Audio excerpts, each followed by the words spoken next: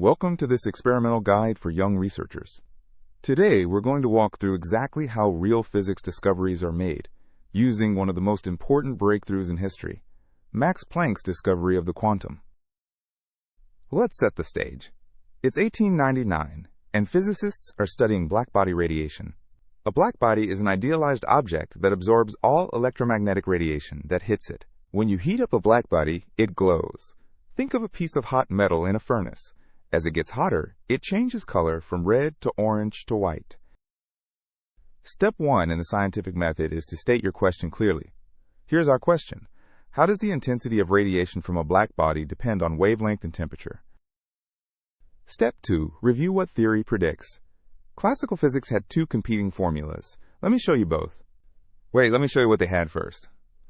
The Rayleigh-Jeans law said intensity equals 8 pi kBt over lambda to the fourth power. This worked well for long wavelengths. Here's the Rayleigh-Jeans formula. Notice it has temperature in the numerator and wavelength to the fourth power in the denominator. But there was a huge problem. As wavelength approaches zero, moving into the ultraviolet region, this formula predicts infinite intensity. This is called the ultraviolet catastrophe. Classical physics literally predicted that a hot object should emit infinite energy in the ultraviolet. Obviously, this doesn't happen in reality. Wien had another formula that worked at short wavelengths. This is the Wien approximation. It has an exponential decay that prevents the catastrophe. Step 3. Design your experiment. German experimentalists had built sophisticated apparatus to measure blackbody radiation across many wavelengths. They used a heated cavity as the blackbody source, a prism to separate wavelengths, and sensitive detectors to measure intensity at each wavelength. Step 4. Collect your data systematically. The experimentalists measured intensity at many different wavelengths for several temperatures. Here's simplified data showing how intensity varies with wavelength at two different temperatures. Notice there's a peak at intermediate wavelengths. Step 5. Visualize your data. Always plot your experimental points before trying to fit them. This is crucial for understanding what's really happening. Here are the data points for 1500 Kelvin. Notice the characteristic curve. Intensity is low at short wavelengths, rises to a peak, then falls off at long wavelengths. Step 6. Try fitting your data with existing theory. This is where things get interesting. Let's overlay the classical predictions. The green curve is Rayleigh-Jeans. It works at long wavelengths, but diverges at short wavelengths. The blue curve is Wien's formula. It works at short wavelengths, but fails at long wavelengths. Here's the critical moment. Both classical theories fail to match the experimental data across the full wavelength range. This is not just an error. This is nature telling us something fundamental is wrong. Step 7 is perhaps the most important. Recognize when your data is telling you that the theory is wrong. Many scientists dismiss outliers. Planck didn't. The best scientists embrace the failure of theory. When experiment and theory disagree, experiment wins. Always. Your job is to figure out why. Ask yourself, what fundamental assumption might be wrong? Classical physics assumed energy could take any continuous value. Step 8. Propose a bold new hypothesis. Planck made a desperate move. He suggested energy comes in discrete chunks, or quanta. Energy equals nh nu, where n is an integer, h is a new constant, and nu is frequency. Energy is quantized. It can only be integer multiples of h nu. This was absolutely revolutionary. It contradicted everything physics knew. Energy was supposed to be continuous, not discrete. But Planck was willing to try anything to fit the data. Step 9. Derive the mathematical consequences of your hypotheses. Using statistical mechanics with quantized energy, Planck derived a new formula. This is Planck's law. Intensity equals 2 pi hc squared over lambda to the fifth times 1 over e to the hc over lambda k bt minus 1. Let's break this down. 2 pi comes from integrating over solid angle. H is Planck's constant. C squared appears from photon energy flux. The exponential term contains the quantum magic. When hc over lambda kBt is large, at short wavelengths, the exponential dominates and intensity drops. This prevents the ultraviolet catastrophe. Step 10. Fit your new model to the data. Planck adjusted the value of h until his formula matched the experiments perfectly. Look at this. The purple curve is Planck's law. It fits every single data point perfectly across the entire wavelength range. This is what success looks like. From the fit, Planck determined h equals 6.626 times 10 to the negative 34 joule seconds. This is Planck's constant, one of the fundamental constants of nature. Step 11. Test limiting cases. A good theory should reduce to known results and appropriate limits. Let's check if Planck's law does this. At long wavelengths, when hc over lambda kBt is much less than 1, we can expand the exponential. The result simplifies to the Rayleigh-Jeans formula. When hc over lambda kBt is much less than 1, Planck's law approximately equals 8 pi kBt over lambda to the fourth. That's exactly Rayleigh-Jeans. At short wavelengths, when hc over lambda kBt is much greater than 1, the exponential term dominates and we recover Wien's law. When hc over lambda kBt is much greater than 1, Planck's law approximately equals 2 pi hc squared over lambda to the fifth times e to the negative hc over lambda kBt. That's Wien's law. This is beautiful. Planck's law smoothly connects both classical theories. It's correct in both limits, but also works in the intermediate region, where both classical theories failed. Step 12. Make quantitative predictions. Let's calculate some numbers to see if this makes physical sense. Question. What is the peak wavelength for the sun's blackbody radiation?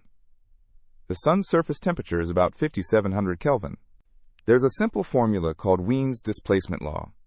Lambda max equals b over t, where b is 2.9 times 10 to the negative 3 meter Kelvin.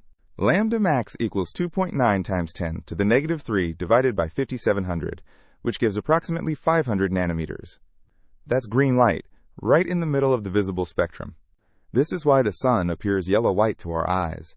Our eyes evolved to be most sensitive at the peak of the sun's spectrum. This is not a coincidence. Step 13.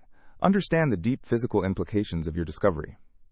Planck's constant wasn't just a fitting parameter. It revealed something profound about nature. Energy quantization was completely unexpected. Classical physics had no place for discrete energy levels. This was the birth of quantum mechanics. Here's an analogy. Classical physics thought energy was like sand, infinitely divisible. Quantum physics says energy is like money. It comes in discrete sense. You can have $1 or $2, but not $1.5032. The smallest possible energy change is h nu, where nu is the frequency. This quantum of energy is indivisible. You cannot have less. Step 14. Consider alternative explanations. Good scientists always ask, could there be another explanation for the data? Could it be experimental error? No, multiple independent laboratories confirmed the results. The data was solid. Could classical theory be salvaged with small modifications? Many physicists tried desperately to avoid quantization. All attempts failed. The data demanded quantization. Step 15. Make testable predictions. A good theory must predict new phenomena that can be tested. Planck's quantum hypothesis led to many predictions. Prediction. Light should eject electrons from metals only if the photon energy h nu exceeds a threshold. Einstein used this to explain the photoelectric effect in 1905. Prediction. Atomic energy levels should be quantized, producing discrete spectral lines. Bohr used this to explain hydrogen spectrum in 1913. Both predictions were spectacularly confirmed. This is how we know quantum mechanics is correct. It makes predictions that are tested and verified. Let me emphasize the most important lesson. The failure of classical theory was not a disaster. It was an opportunity. Disagreement between theory and experiment is the engine of scientific progress. When your model fails, celebrate. You're about to learn something new. The scientific method thrives on being proven wrong. If your theory can never be falsified, it's not science. The willingness to be wrong is what makes science powerful. Here's the complete workflow we followed. Notice how failure at step 7 is the pivot point.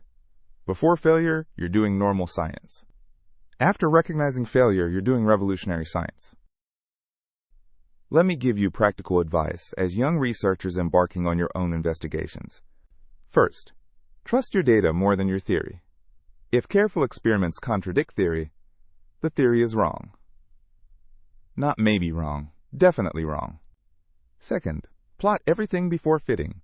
Visual inspection reveals patterns that numbers alone miss. Always look at your data. Third, when models fail to fit, ask what fundamental assumption might be wrong. Don't just tweak parameters. Question the foundations. Fourth, always check limiting cases. Your new theory should reduce to known results in appropriate limits. If it doesn't, something is wrong. Fifth, make numerical estimates. Calculate actual numbers, not just symbolic formulas. This builds physical intuition. Sixth, be willing to propose radical ideas when data demands it. Planck's quantization was radical, even disturbing, but it was necessary. Seventh, derive testable predictions from your theory. A theory that predicts nothing new is useless. Make bold predictions and test them. Planck's discovery in 1900 did not just solve the blackbody problem. It opened an entirely new world. Quantum mechanics revolutionized all of physics. It explained atoms, chemistry, solid-state physics, nuclear physics, and particle physics. Modern technology depends utterly on quantum mechanics. Transistors, lasers, MRI machines, GPS, computer chips, solar cells, LED lights. None of these would exist without quantum theory. All of this came from recognizing when classical theory failed. One man, looking at data that didn't fit, had the courage to propose something completely new. Now it's your turn. Let me give you a real research scenario where you must follow this workflow yours. Scenario: you're measuring photon energies emitted from an LED at different wavelengths. You expect energy to be continuous, but you notice gaps. Your data shows photon energy inversely proportional to wavelength, exactly as expected. But when you try to measure energies between these values, you get nothing. Energy seems quantized. Question: what hypothesis would you form? Think about it. The energy depends on frequency, and it comes in discrete values. Sound familiar? Answer: you would hypothesize that photon energy equals h nu, Planck's quantum hypothesis applied to light-its. This is exactly what Einstein proposed. Photon energy equals h nu, which equals hc over lambda. This explains why energy is quantized and inversely proportional to wavelength. This is exactly how real research works. You observe something unexpected, form a hypothesis, test it, and either confirm or reject it. Then you iterate. Let me warn you about common pitfalls that trap even experienced researchers. Pitfall 1. Confirmation bias. Don't only look for data that supports your theory. Actively seek data that could disprove it. Pitfall 2. Overfitting with too many parameters. If you add enough adjustable parameters, you can fit any data. That doesn't mean your theory is right. Pitfall 3. Ignoring systematic errors. Random scatter is normal. Systematic deviations mean something is fundamentally wrong with your setup or theory. Pitfall 4. Not testing alternative explanations. Just because your theory fits doesn't mean it's the only possible explanation. Consider alternatives. Let me briefly discuss curve-fitting techniques you'll need as researchers. For linear relationships, use linear regression. Minimize the sum of squared residuals between data and model. Chi-squared equals the sum over I of yi minus f of xi quantity squared divided by sigma I squared. This measures goodness of fit weighted by uncertainties. For nonlinear models like Planck's law, use nonlinear regression. Algorithms like Levenberg-Marquardt adjust parameters to minimize chi-squared. Always report uncertainties. A measurement without an uncertainty is meaningless. Know your error bars. Let me end with some philosophy. What is the nature of scientific discovery? How do we know what's true? Science does not prove theories true in the mathematical sense. We can only falsify theories or gather supporting evidence. A theory survives not by being proven, but by repeatedly failing to be disproven. Every test it passes increases our confidence. The best theories make risky predictions. They stick their necks out. If the prediction fails, the theory dies. If it succeeds, confidence grows. Planck's quantum hypothesis was incredibly risky. It contradicted all of classical physics. but it made precise predictions that were tested and confirmed again and again. Let me summarize everything we've learned about the scientific workflow. Start with a clear, specific question and review what existing theory predicts. Design careful experiments with proper controls and collect systematic data. Plot and visualize your data before doing any analysis. Look for patterns and outliers. Try fitting your data with existing models. If they work, great. If not, that's even more interesting. Recognize when theory fails. Don't dismiss it, embrace it. Form bold new hypotheses to explain the discrepancy. Derive precise mathematical predictions from your new hypothesis and test them against data. Check that your theory reduces to known results in limiting cases and calculate actual numerical estimates. Make testable predictions for future experiments that could potentially falsify your theory. Remember, the failure of a model to fit data is not the end of science. It is the beginning of discovery. This is when real progress happens. Planck's constant h is the bridge between quantum and classical worlds. When h times nu is much less than kBt, quantum effects disappear and classical physics emerges.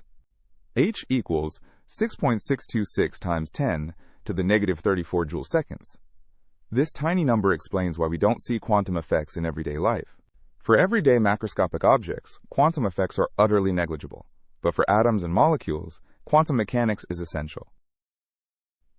As you embark on your research careers, remember what we've learned from Planck's discovery.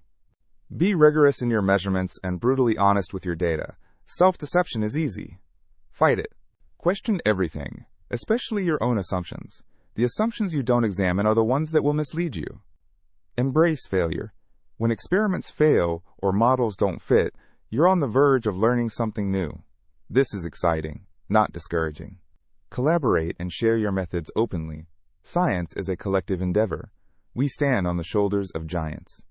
Stay curious. Never stop asking why. The greatest discoveries come from simple questions pursued with relentless determination. The universe is waiting to reveal its secrets to those who ask the right questions and have the courage to follow the data wherever it leads. Now go make your own discoveries. The next quantum revolution might come from you. Thank you for learning with me today.